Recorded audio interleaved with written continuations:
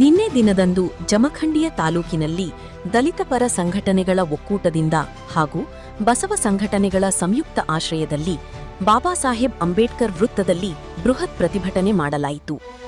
ರಾಷ್ಟ್ರೀಯ ಸ್ವಯಂ ಸೇವಕ ಸಂಘ ಆರ್ಎಸ್ಎಸ್ ಈ ಸಂಘಟನೆಯು ಸಂವಿಧಾನಬದ್ಧ ಹಾಗೂ ಕಾನೂನುಬದ್ಧವಾಗಿ ಕಡ್ಡಾಯವಾಗಿ ಕಾನೂನು ಅಡಿಯಲ್ಲಿ ನೋಂದಣಿ ಆಗಲೇಬೇಕು ಎಂದು ಆಗ್ರಹಿಸಿ ಪ್ರತಿಭಟನೆ ಮಾಡಲಾಯಿತು. ಮಾನ್ಯ ಗೃಹ ಮಂತ್ರಿ ಪ್ರಿಯಾಂಕ್ ಖರ್ಗೆ ಅವರು ಇತ್ತೀಚೆಗೆ ವ್ಯಕ್ತಪಡಿಸಿದ ಅಭಿಪ್ರಾಯಕ್ಕೆ ನಾವು ಬದ್ಧರಾಗಿದ್ದೀವಿ. ಆರ್ಎಸ್ಎಸ್ ಸಂಘಟನೆಯ ನೋಂದಣಿ ಆಗಲೇಬೇಕೆಂಬ ಬೇಡಿಕೆಯು ಸಂವಿಧಾನಬದ್ಧ ಮತ್ತು ಪ್ರಜಾಸತ್ತಾತ್ಮಕವಾಗಿದೆ.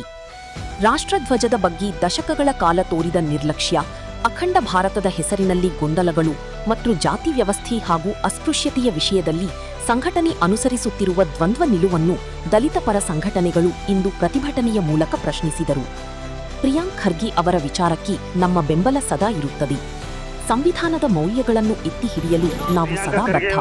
ಏನು ಆರ್ಎಸ್ಎಸ್ ನೋಂದಣಿ ಆಗಲಿ ಅಂತಕ್ಕಂಥ ವಿಚಾರಕ್ಕೆ ಬೆಂಬಲವಾಗಿ ಒಂದು ಈ ಪ್ರತಿಭಟನೆಯಲ್ಲಿ ಭಾಗವಹಿಸಿರ್ತಕ್ಕಂಥ ಎಲ್ಲ ಮುಖಂಡರಿಗೂ ಸ್ವಾಗತವನ್ನು ಕೋರ್ತಾ, ಈ ಆರ್ಎಸ್ಎಸ್ ಸಂಘಟನೆಯನ್ನು ನೋಡುವಂಥ ಸಂದರ್ಭದಲ್ಲಿ ಅದು ಬಹಳಷ್ಟು ಸಮಯದಲ್ಲಿ ಅಥವಾ ಪ್ರತಿಯೊಂದು ಹಂತದಲ್ಲಿ ನಾನು ರಾಷ್ಟ್ರಭಕ್ತಿ ಸಂಘಟನೆ ಅಂತ ಹೇಳ್ಕೊತೈತಿ. ಹೀಗಾಗಿ ನಾವು ಅದರ ಆಚಾರ ವಿಚಾರಗಳನ್ನು ನೋಡುವುದಾದರೆ ಅದು ಹೇಳುವುದೊಂದು ಮತ್ತು ಮಾಡುವುದೊಂದು ಜನರ ಕಣ್ಣಿಗೆ ಮಣ್ಣೆರಚುವಂಥ ಒಂದು ಸಂಘಟನೆ ಅಂತ ನಾವು ಹೇಳ್ತೀವಿ. ನಮ್ಮ ಸಂವಿಧಾನ ಕೊಟ್ಟಿರ್ತಕ್ಕಂಥ ಈ ಕನ್ಯಾಕುಮಾರಿಯಿಂದ ಕಾಶ್ಮೀರವರೆಗೆ ನಮ್ಮ ಗಡಿ ಪ್ರದೇಶವನ್ನು ಅದು ಗೌರವಿಸೋದಿಲ್ಲ. ಅಖಂಡ ಭಾರತದ ಪರಿಕಲ್ಪನೆ ಅಂತಕ್ಕಂಥ ಒಂದು ಅಸಾಧ್ಯವಾದ ಪರಿಕಲ್ಪನೆಯನ್ನು ಜನರಲ್ಲಿ ಕೊಡ್ತೈತಿ. ನಮ್ಮದೇ ಆದಂಥ ರಾಷ್ಟ್ರ ಧ್ವಜವನ್ನು ಗೌರವಿಸೋದಿಲ್ಲ. ಸುಮಾರು 2002ರವರೆಗೆ ತಮ್ಮದೇ ಆದಂಥ ಕೇಂದ್ರ ಕಚೇರಿಯಿಂದ ಹಿಡಿದು ದೇಶದಲ್ಲಿರ್ತಕ್ಕಂಥ ಯಾವುದೇ ಆರ್ಎಸ್ಎಸ್ ಶಾಖೆಯಲ್ಲಿ ನಮ್ಮ ರಾಷ್ಟ್ರ ಧ್ವಜವನ್ನು ಅವರು ಹಾರಿಸಿದಿಲ್ಲ.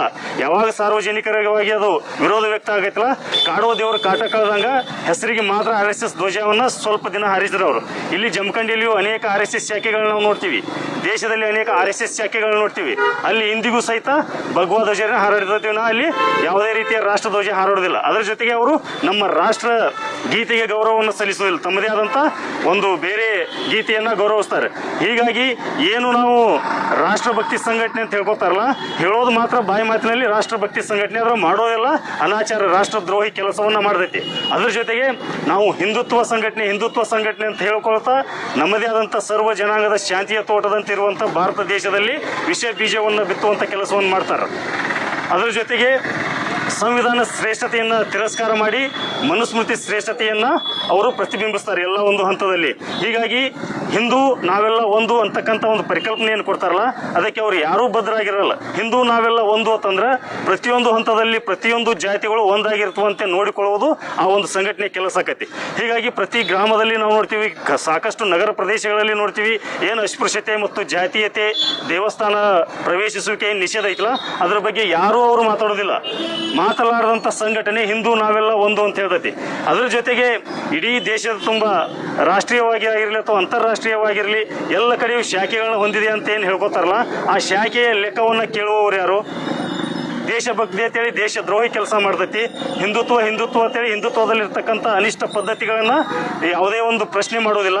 ಹೀಗಾಗಿ ಈ ಒಂದು ಆರ್ಎಸ್ಎಸ್ ಸಂಘಟನೆ ನೋಂದಣಿ ಆಗಬೇಕು ಅಂತಕ್ಕಂಥ ಒಂದು ವಿಚಾರಕ್ಕೆ ಏನು ಪ್ರಿಯಾಂಕ ಖರ್ಗೆ ಅವರು ಕೈ ಹಾಕಿದಾರಲ್ಲ, ಅದಕ್ಕೆ ನಮ್ಮೆಲ್ಲ ದಲಿತ ಸಂಘಟನೆ DSS ಆಗಿರ್ಬೋದು, ಭೀಮ್ ಆರ್ಮಿ ಆಗಿರ್ಬೋದು, ಬಸವ ಸಮಿತಿ ಆಗಿರ್ಬೋದು, ಈ ಎಲ್ಲರ ಬೆಂಬಲ ಇದೆ. ನಾವು ಎಂದಿಗೂ ಪ್ರಿಯಾಂಕ್ ಖರ್ಗೆ ಅವರ ಬೆಂಬಲಕ್ಕೆ ನಿಲ್ತೀವಿ ಅಂತಕ್ಕಂಥ ಮಾತನ್ನು ಹೇಳ್ತಾ ನಮ್ದು 2 ಮಾತನ್ನು ಮುಗಿಸ್ತೀನಿ.